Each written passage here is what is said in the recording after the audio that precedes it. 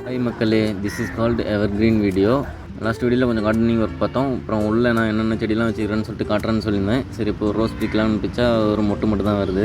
சரி பண்ணல, ஆனால் ரோஸ் மறுபடியும் பிச்சாச்சு. பார்த்தாச்சா, இது நேச்சர் ஸ்மெல்ஸ் பயங்கரமாக இருக்குது.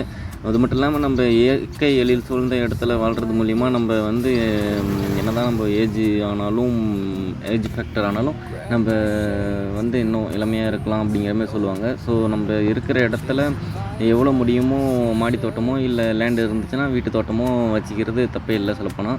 அதுக்கேற்ற தண்ணி பராமரிப்பு எல்லாமே கரெக்டாக இருந்தால் நம்ம எப்போவுமே நம்மளுக்கு வேணுங்கிற ஃபுட்டுக்கும் சரி, அப்புறம் நம்ம ஸ்கின் ப்ராடக்ட்டு நிறையா இதுமாரி தயாரிச்சிக்கிறதுக்கு நம்மளே பிரண்டை, சீத்தாப்பழம், கொய்யாப்பழம், மருதாணி, எக்ஸட்ரா இது மாதிரி நிறையா வச்சுக்கிறது மூலிமா நம்மளுக்கு ஏகப்பட்ட பெனிஃபிட் இருக்கும். இப்போ கோழிங்களுக்கும் வேணுங்கிற பூச்சி புழு எல்லாம் அதெல்லாம் வந்து எடுத்துப்பாங்க.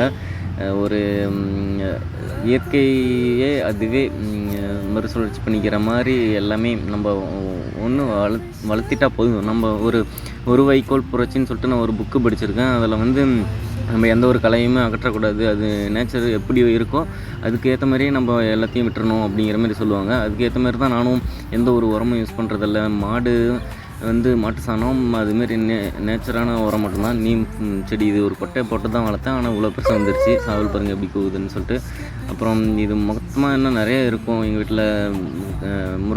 முருங்கை இலை வந்து காய வச்சு அது பவுட்ரு பண்ணி தயிரில் கலந்து சாப்பிட்டா இரும்பு சத்து கிடைக்கும். இதுதான் யூரியாவாக நம்மளுக்கு கன்வெர்ட் பண்ணி கொடுக்குறது. நம்ம மாடுங்க தான் நம்மளுக்கு நேச்சர் உரம் நம்மளுக்கு பண்ணி கொடுக்குங்க. இவ்வளோ க்ளவுட்லாம் இப்படி சூப்பராக இருக்குது பாருங்கள். நம்ம இது ஒரு மினி கார்டன் எங்கள் தாத்தா வீட்டுக்கு பக்கத்தில் இருக்குது. ஓவராலாக நம்ம இப்போ வீட்டை சுற்றி ஒரு ரவுண்டே அடித்தாச்சு. இப்போது